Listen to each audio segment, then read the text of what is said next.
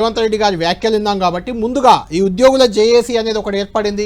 45-50 డిమాండ్లు ప్రభుత్వం ముందుంచారు. ఇందులో దీనికి సంబంధించి ఎవరైతే నిన్న సమరమే అంటూ కామెంట్ చేశారో ఉద్యోగుల సంఘం జేఏసీ చైర్మన్ మారం జగదీశ్వర్ గారు మనకు లైవ్లో అందుబాటులో ఉన్నారు. ఆయనతో మాట్లాడదాం. అసలు వాళ్ళ డిమాండ్లు ఏంటి, రేవంత్ రెడ్డి గారి వ్యాఖ్యల పట్ల ఉద్యోగులు ఏ రకంగా రియాక్ట్ అవుతున్నారు, వాళ్ళతో మాట్లాడిన తర్వాత మనం ఒకసారి డిబేట్లోకి వెళ్దాం. ముందుగా జగదీష్ గారితో మనం మాట్లాడదాం. జగదీష్ గారు మనకు లైవ్లో అందుబాటులో ఉన్నారు. జగదీష్ గారు good evening. Good evening sir. Jagadish గారు, మీరు ప్రభుత్వంలో ఉద్యోగి అయి ఉండి ప్రభుత్వ ఆర్థిక స్థితిని అర్థం చేసుకోకుండా సర్కార్పై సమరం చేస్తామని ప్రభుత్వాన్ని కూల్చే ప్రయత్నం అంటూ కూడా రేవంత్ రెడ్డి గారు అన్నారు. మీరు ఉద్యోగ సంఘాలుగా ఉండాలి కానీ రాజకీయ పార్టీల చేతిలో పావులుగా మారకూడదు. మీరు ఇట్లనే సమరాలు చేస్తూ పోతే లా అండ్ ఆర్డర్ దెబ్బతింటే రాష్ట్రానికి పెట్టుబడులు రాకపోతే రాష్ట్రం దివాలా తీస్తుంది. దానికి పరిస్థితి మీరే అంటున్నారు. అంతేకాదు ప్రజాప్రతినిధులకు జీతాలు ఇస్తున్నారు, మీకు ఇచ్చేది కూడా ప్రజలే. ఆ 98% మంది ప్రజలను మర్చిపోయి మీ డిమాండ్ల కోసం మీరు ఏంటి ఇలా మాట్లాడడం, ఇలా మారిపోవడం అనేది రేవంత్ రెడ్డి గారి మాట. ఎందుకు అంటే మీరు సమరం చేయాల్సిన అవసరం ఎందుకు వచ్చింది? రేవంత్ రెడ్డి గారి రియాక్షన్, ముఖ్యమంత్రి రియాక్షన్ తర్వాత ఉద్యోగ సంఘాలు ఏమైనా కొంతైనా మారుతాయా?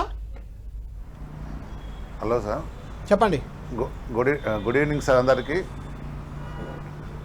నమస్కారాలు తెలియజేస్తున్నాను. యాక్చువల్గా మేము చేసింది జూన్ 9th రోజులో మహాధరణ కార్యక్రమాన్ని చేపడదామని కార్యక్రమాన్ని ఇచ్చాం. క్రమక్రమంగా ప్రత్యక్ష సమరం ఉంటుందని చెప్పడం జరిగింది. కాకపోతే కొన్ని పత్రికలో ఇక సమరమే అని చెప్పడం జరుగుతుంది. ఇవి మేము ఇచ్చే న్యాయమైన డిమాండ్లే. మా ఉద్యోగులకు మా జీతభత్యాలు ఇవ్వమని ప్రభుత్వాన్ని అడుగుతున్నాం. ప్రభుత్వాన్ని నిరసన తెలియజేసే బాధ్యత ఉద్యోగ సంఘాలుగా మాకున్నది. గౌరవనీయులైన రేవంత్ రెడ్డి గారు ముఖ్యమంత్రి గారు మేము కలిసినప్పుడు కొంచెం సమయమానం పాటించండి, మీ అన్ని సమస్యలు పరిష్కరిద్దాం, ఆర్థికపరమైన కాకుండా ఆర్థికేతర సమస్యలు కూడా పరిష్కరిస్తామన్నప్పుడు 16 నెలలు వేచి చూసాం. కానీ సబ్ కమిటీ వేసి ఇప్పటికీ 7 నెలలైనా సబ్ కమిటీలో చర్చించలేదు. మరి ముఖ్యమంత్రి గారు మాట్లాడుతూ మీరు రండి చర్చిస్తామన్న చెప్పారు, కానీ ఇప్పటికీ 7 నెలలైనా సబ్ కమిటీ చర్చించకపోవడం, మరి ఉద్యోగ సంఘాల మాకు కూడా ఉద్యోగుల తీవ్ర ఒత్తిడి రావడం, మరి చిన్న క్రమక్రమేణా కొన్ని కార్యక్రమాలు తీసుకున్నాం. కానీ ఒకటేసారి మీ ప్రభుత్వానికి సమరమని కూలగొట్టే పరిస్థితి చేశారని చెప్పడం నిజంగా చాలా బాధాకరంగా అనిపిస్తుంది. మరి రేవంత్ రెడ్డి గారిని కొడుతున్నాం, మేము ఒకటే మాట్లాడుతున్నాం. మేము అడిగేటి జీతభత్యాలు, కానీ మేము బోనస్లు అడుగుతలేము, ఉద్యోగ జీతాలు పెంచమని అడుగుతలేము.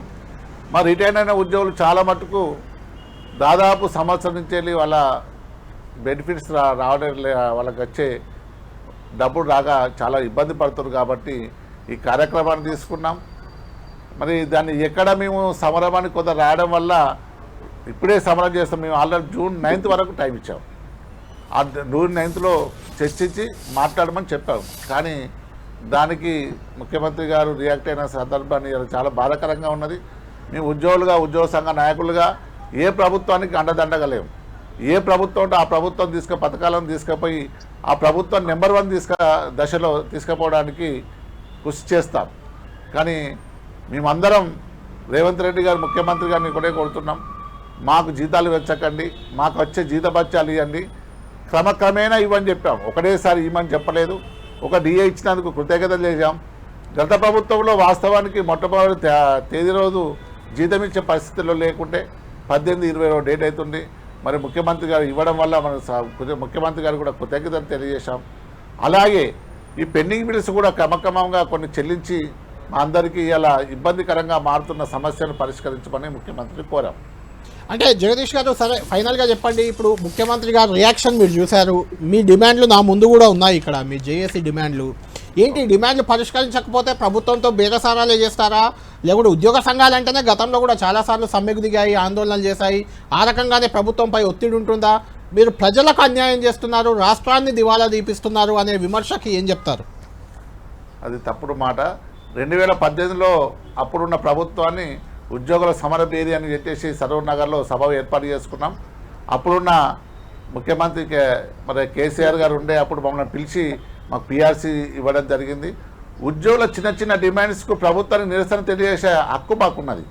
మరి ముఖ్యమంత్రి గారు చెప్పారు, మరి రేవంత్ రెడ్డి గారు చెప్పారు, మీకు కూడా ఇబ్బంది అవుతుంది, కొంచెం నిరసన చెప్తాం సార్, మరి మీరు కూడా క్రమక్రమంగా మా సమస్యలను పరిష్కరించమని చెప్పాం. ఇది ప్రజలతో యుద్ధం కాదు, మాకు ప్రభుత్వ ఉద్యోగులకు జీతం ఇచ్చే బాధ్యత ప్రభుత్వం పైన ఉన్నది. మేము క్రమక్రమేణా ఇవ్వమని చెప్పాం, కానీ మా ముఖ్యమంత్రి గారు చెప్పినట్టు మన దారి ఉండదు. మేము ప్రభుత్వానికి సహకరించుకుంటే మా జీతం బత్యాలు ఇవ్వమని అడుగుతున్నాం సార్.